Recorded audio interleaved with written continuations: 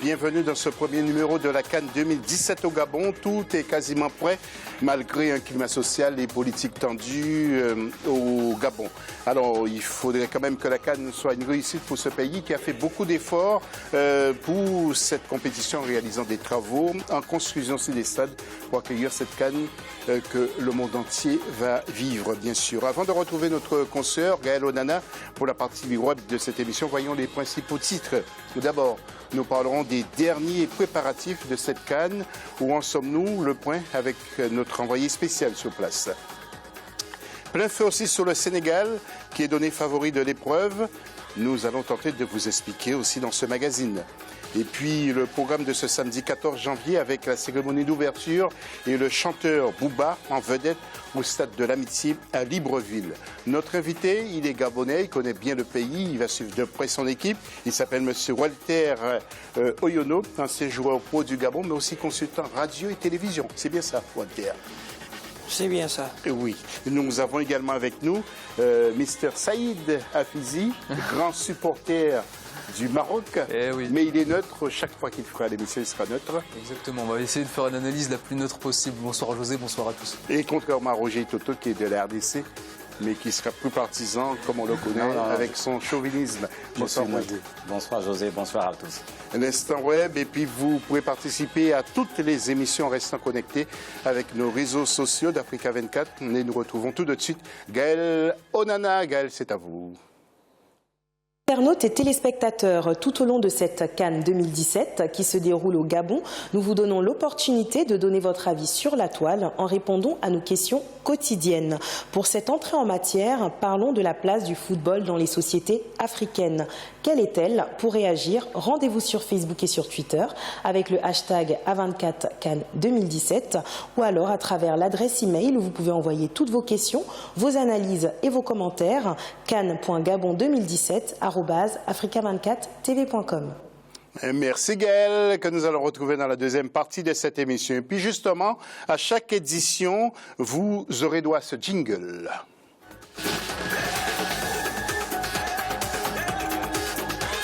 Ce sera pour l'analyse du match day, donc le 14. Alors, nous avons quand même un sujet pour vous. Les préparatifs se sont poursuivis ces derniers jours. Les villes qui accueillent cette compétition ont mis les bouchées doubles pour faire de cet événement une réussite. Notre envoyé spécial Douglas Totomé n'a rien manqué. Suivez ce reportage et juste après, nous allons commenter.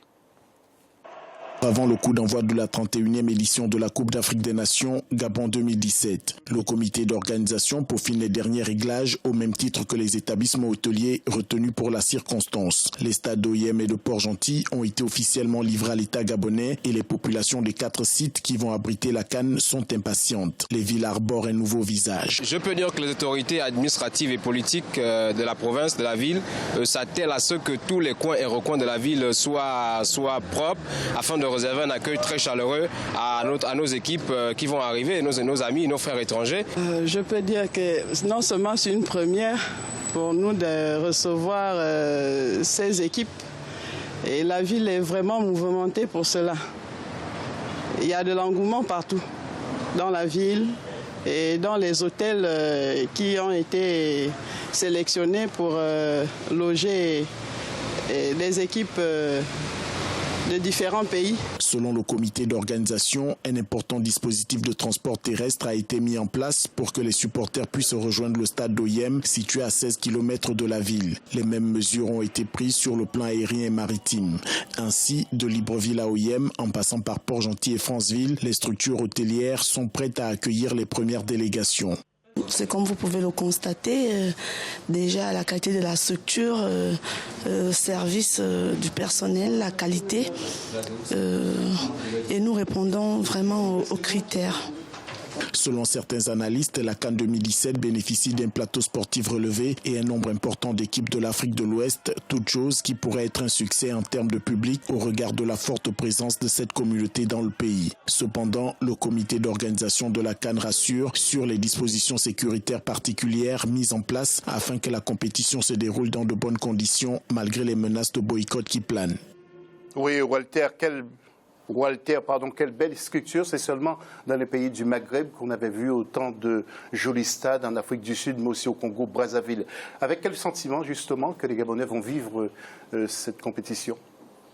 Enfin, j'ai envie de dire que je te remercie, José, de m'avoir invité aujourd'hui.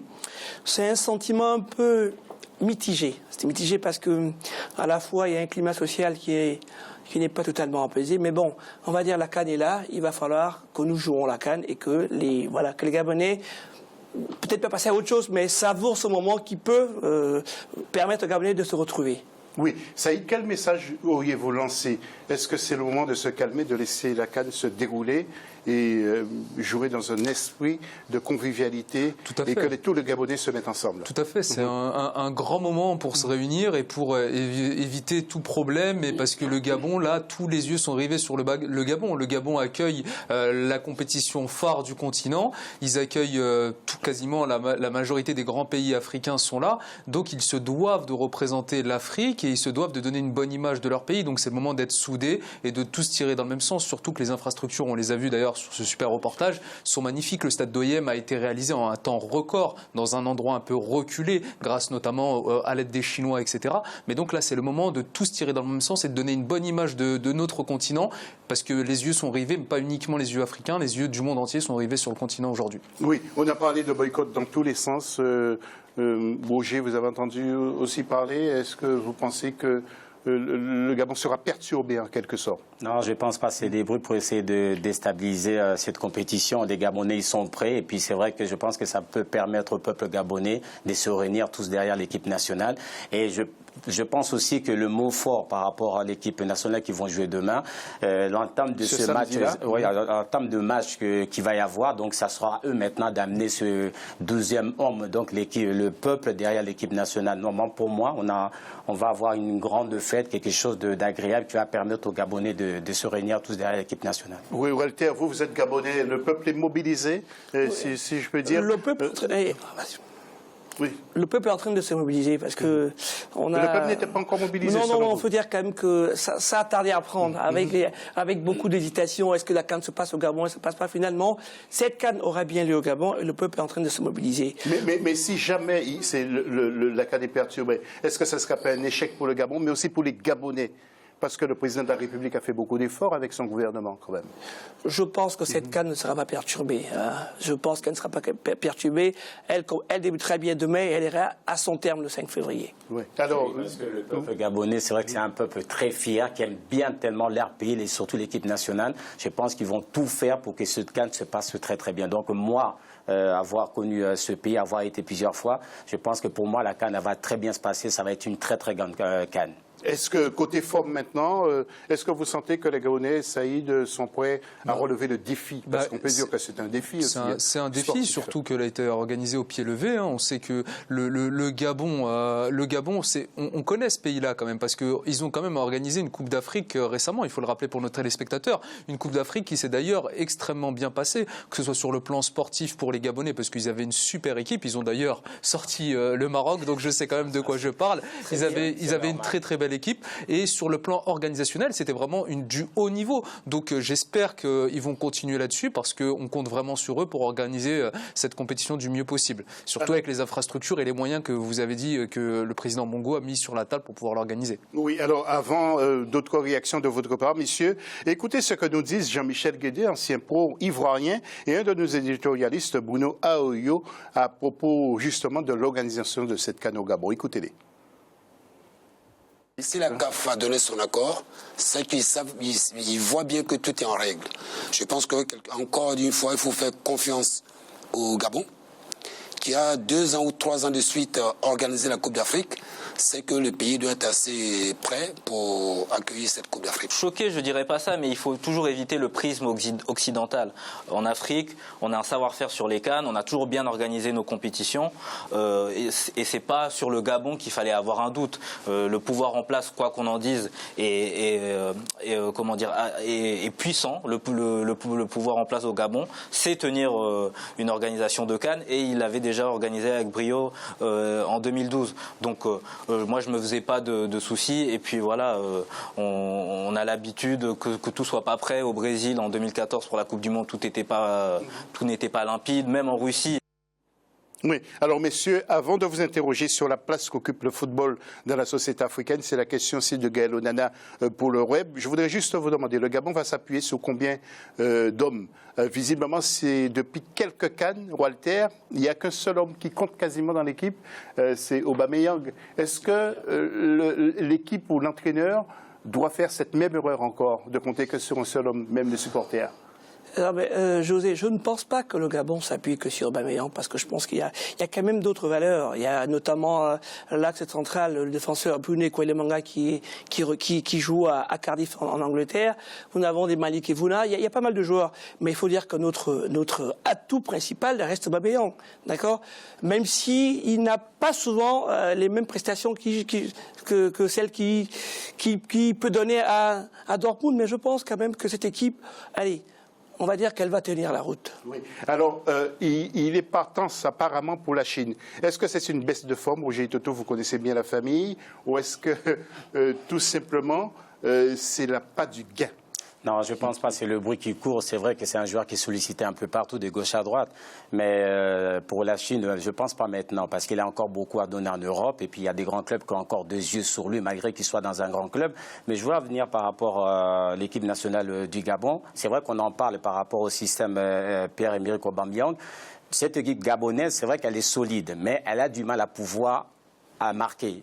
Cette équipe marque très peu de buts et c'est vrai que l'équipe essaie de s'appuyer énormément par les appels d'Aubameyang par rapport à la course, et donc c'est vrai que c'est pour cela que ce joueur-là, que c'est l'homme, je ne vais pas dire providentiel de l'équipe gabonaise, mais tout vient de lui. S'il est bien servi, mais c'est lui qui permet à cette équipe gabonaise de rester très dangereuse. Pour le moment, il n'y a que lui comme buteur. Oui, lorsqu'il a quitté Saint-Étienne avait connu un léger handicap aussi. Hein. Bah oui, c'est une grosse perte. Il avait explosé à Saint-Étienne, mais on ne se rappelle pas qu'il avait eu du mal dans des clubs comme Lille, comme Monaco, où il n'avait pas beaucoup de temps de jeu, c'était difficile pour lui. Arrivé à Saint-Étienne, il a complètement explosé, et à Dortmund, il a pris une proportion internationale.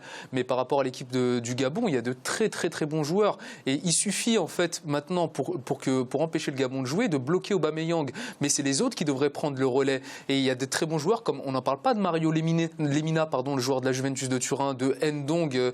Il y a de très bons joueurs. Evuna, on l'a dit tout à l'heure, mais eux devraient prendre le relais. Quand une équipe, elle bloque, elle met deux joueurs sur Aubameyang, les autres devraient profiter parce que ça crée des espaces pour les autres, mais il ne faut pas le nécessaire. Donc, si ces joueurs-là prennent le relais d'Aubameyang, ça devrait faire une grosse équipe pour le Gabon. Monsieur, il nous reste 2 petites minutes seulement. Vous avez que quelques secondes pour répondre à cette question, enfin pour réagir à cette question. Walter, quelle place occupe le football dans la société africaine aujourd'hui? Le football occupe une place prépondérante. Parce que de la mamie au village jusqu'au petit garçon qui est à la ville, tout le monde connaît le ballon rond. Ouais. Saïd? En fait, c'est simple. Le football en Afrique, dans n'importe quel pays africain, il permet aux gens d'oublier leurs problèmes. Et il ne faut pas le nier ici.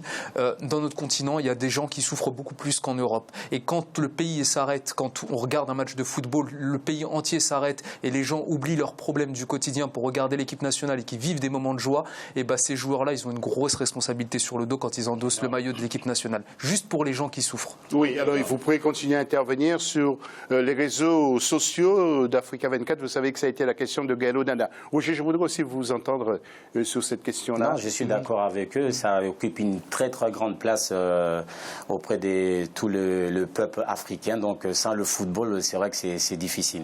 Voilà, eh bien, merci messieurs pour ce point de vue. On va marquer une première pause dans cette émission. Restez avec nous, on revient tout à l'heure pour la deuxième partie.